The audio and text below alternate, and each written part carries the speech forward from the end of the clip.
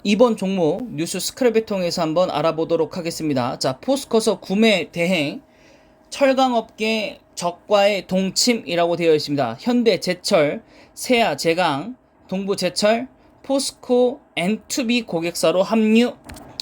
자, 철강사끼리는 손을 잡지 않는다고 합니다. 웬만하면 그 협업을 하지 않기 때문에.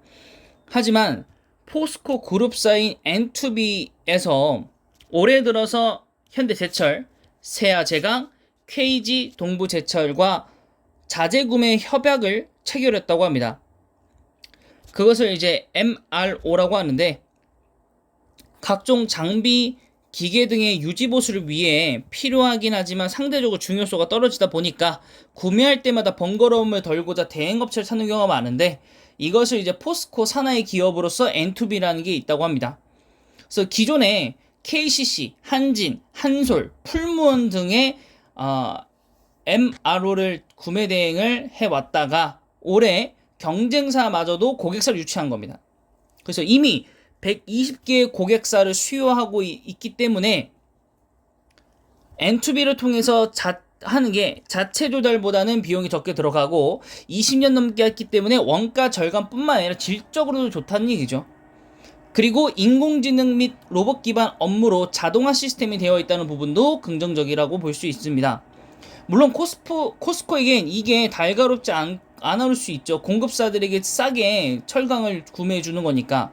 하지만 이것들은 중국과 일본하고 경쟁해야 되는 국내 철강 업계에게는 전체적인 시너지를 좀 불러일으킨다고 하고, 결론적으로 모두가 좋다고 하고, 또 여기에 ESG라는 카드까지도 같이 갖고 올 수 있다라는 거. 그래서 다른 기업들도 이제 포함되어 있는 이 기업들도 ESG에 동참한다라는 이 모멘텀도 같이 가져갈 수 있기 때문에 한마디로 나쁜 거래는 좀 아니다 라고 말씀드릴 수 있을 것 같습니다. 그래서 차트를 한번 보도록 하겠습니다. 뚜둔. 네, 급상승했다가 하락하고 다시 한번 급상승했다가 다시 한번 조정받고, 네, 항상 이런 패턴을 그리고 있는 포스코입니다. 예, 사실은 좀 살만한 구간들을 계속 주고 있었어요. 사실 마지막 구간은 여기였죠. 누구도 이 구간에서는 현금이 없었을 거예요. 정말 그 전문적인 투자자들 빼고는 없었을 겁니다. 네, 그래서 월봉상으로 이렇게 보시면 될 것 같고, 예, 고점 피크 우려가 있었습니다. 그죠? 하지만 3분기도 뚫어냈고, 지금 4분기 또한 뚫어낸다는 지금 이렇게 보이고 있거든요. 3분기도, 그죠? 그럼 4분기는 어떻게 될지 모르겠지만, 3분기는 이미 발표가 이제 거의 난 거겠죠? 난 게 아니라 3분기 이제 나오는 거죠? 벌써 되어 있어서. 네, 그럼 2분기는 이미 어디 있습니까? 여기 있죠. 2분기 뛰어넘었죠. 네, 3분기도 이미 지금 뛰어넘고 있는데, 이 전분기 대비해서 그렇게 크게 상승하지 않았지만, 어쨌든 고점 피크 우려감이 있었지만은 전년 동기 대비해서는 많이 올라왔다.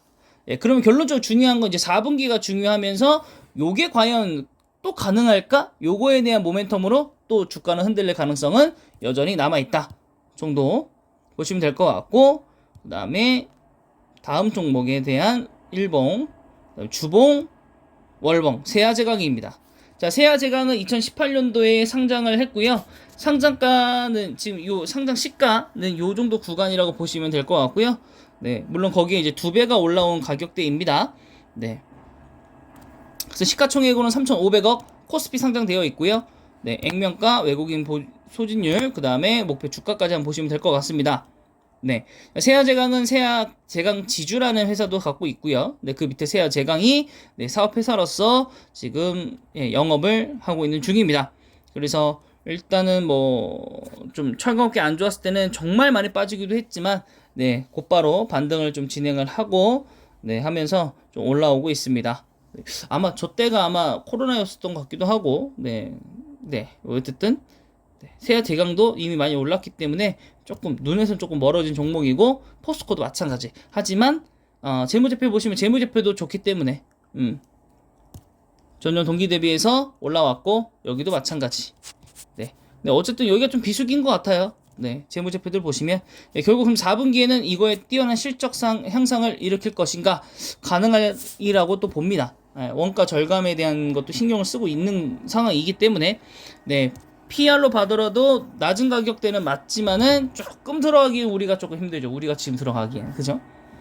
그래서 하나의 종목을 더 갖고 왔습니다. 일봉을 보시죠. 굉장한 하락세 그죠? 행보 하락 다시 상승하는 것 같다가 다시 한번 하락. 주봉 보실까요? 네, 쭉 요런 구간들이 좀 많죠. 쭉 요런 구간들 쭉 뭐 요런 구간들 좀 많아요 사실. 그래서 좀 답답하고 지루하기도 하고 만원 아랫대도 최근에 있었다고 볼 수도 있고 월봉상으로 보면 네, 정말 끝에까지 볼 수 있습니다. KG 동부제철입니다. 자, 단 여러분 조심해야 되는 건 이 종목은 19년도에 관리 종목으로 들어가 있었고 그래서 지금 최대 주주가 회사 지분이 아닌 이 관리 종목 때 들어왔던 뭐라 그럴까요? 그런 사모펀드, 투신 뭐 이런 쪽의 기업들입니다. 제가 그쪽은 어떤 성향을 띠는지 몰라서 그냥 막 말씀드렸는데 결국엔 기관이나 그런 펀드 회사에서 들어와서 지금 최대 주주를 하고 있는 종목이기 때문에 이게 턴 어라운드가 돼가지고 쭉쭉쭉쭉쭉 다시 올라온다면 그때 그 지분들도 또 빠지면서 변동성이 발생할 수도 있어요. 네, 그래서 외국인 보유율 별로 없고요. 네, 5천억, 그 다음에 1조 4천억 원에 해당하는 동부제철. 그러니까 아까 세아제강보다는 시가총액이 높아요. 예, 코스피 194위 정도 되는 기업입니다. 그래서 관리 종목이라고 하면은 이제 뭐 수익성이라든가 이런 것들이 안 좋아지면서 좀 내려왔던 기업인데 뭐 기업을 지금부터라도 좀 자세하게 좀 보려고 합니다. 저도 또한 따로 쪽으로 개인적으로 좀 보려고 하는 기업 중에 하나입니다. 굉장히 싼 기업이고 네, 그 다음에 동부건설이라든가 제가 지난번에 뭐 정말 말도 안 되는 종목들도 많다라고 말씀드렸죠. 그 다우데이터 같은 경우 또 마찬가지고 이런 기업들 한번 좀 모아가지고 쭉 팔로잉을 해가면서 사업의 모멘텀이 좀 변하거나 그 다음에 뭐 보고서가 나오거나 그래서 그런 것들 잘 읽어보고 좀 결정을 해야 된다. 이게 좀 감자도 좀 진행을 했었고 유상증자도 좀 진행을 했기 때문에 주가가 좀 뻥뻥 내려온 건 있습니다. 그래서 여태까지는 좀 재무제표적으로 좀 안 좋다라는 것도 이미 좀 공지를 해드리고요. 이게 과거에 16만원 정도 했던 주식이기 때문에 16만원에 쭉쭉 10만원 뭐 쭉쭉 아래로 내려서 뭐 5만원대까지 내려왔고 감자를 진행하면서 그럼 지금 더 빠져가지고 네 지금 뭐 14,000원대까지 내려왔는데 예, 철강업체에 대한 좀 메리트, 그 다음에 KG 동부제철에 대해서 사업 현황을 좀 면밀히 관찰해 가시면서 소량으로 투자를 하면서 나가시는 거를 추천을 드립니다. 근데 이게 한 번에 가면 끝장납니다. 아시죠, 여러분들? 이런 게 거의 텐베거 수준으로 나온다라는 거. 그래서 저는 오히려 포스코, 그 다음에 세아제강, 근데 현대제철은 또 수소 모멘텀으로 갈 거기 때문에 뭐 이런 것들 뉴스로는 안 갈 것 같아서 가져오진 않았고 오히려 KG 동부제철이라는 이런 조금 관리 종목에서 벗어난 종목, 네, 다시 관리 종목으로 가지 않을 게 보인다면 투자하는 매력 포인트는 굉장히 높다라고 말씀드릴 수 있고 그 다음에 재무제표 보시면 나쁜 건 없어요. 그죠? 나쁜 건 없고 아마 이것도 정년 동기 대비 뛰어넘었을 것 같고 요것도 넘을 수 있을 거라고 보고 네 여기 얼마 차이 안 나잖아요 비수기 이런 거 여기도 사실 별로 높은 게 없기 때문에 유지가 가능할 거라고 보고 그 다음 19년도에 매출도 나쁘지 않았는데 왜 관리 종목 당한지 모르겠고 그죠 뭐 그때 뭐 일이 있었겠죠 자세하게 알아보지 않았기 때문에 그 다음에 오히려 작년도에는 좋아졌어요 그죠 작년도에는 좋아졌습니다. 그럼 작년도 다시 한번 볼까요? 차트를. 근데 이게 차트가 너무 망가져가지고 작년은 볼 수가 없는데, 그쵸? 네, 확인했는데 요 구간이 이제 감자를 요 기간 앞에 감자를 이미 진행했어서 20년 초반에 얼마인가요? 5,000원 정도 구간, 7,000원 정도 구간까지 있었다가 올라오고 다시 한번 요때 빠진 겁니다. 이게 아마 4차 팬데믹일 겁니다. 4차 팬데믹 다 같이 빠졌으니까. 그리고 행보하다가 다시 올라오고 결국에는 지금 요 구간은 없다고 보시면 되고요.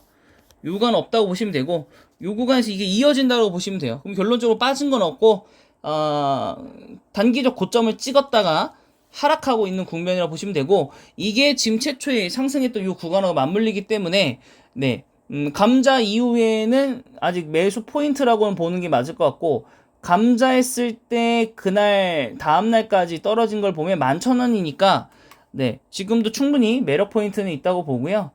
네, 첫날 그 종가랑 비슷하거든요. 13,000원이니까 네, 그래서 괜찮은 가격대라고 보고 네, 쭉 한번 지켜보시자고요. 네, 지켜봐서 이 종목이 과연 향후에 어떤 모멘텀을 가지고 어떤 사업을 가지고 진행을 하는지 또 보시고, 또 여러분들도 보고서 보실 줄 아시는 분들은 이제 반기 보고서 8월 13일 나왔던 이 보고서 좀 확인해 보시면서 이 종목이 앞으로 더 갈 수 있는가, 어떤가 하는 거에 대해서 좀 한번 네, 확인해 보시는 걸 추천드리도록 하겠습니다.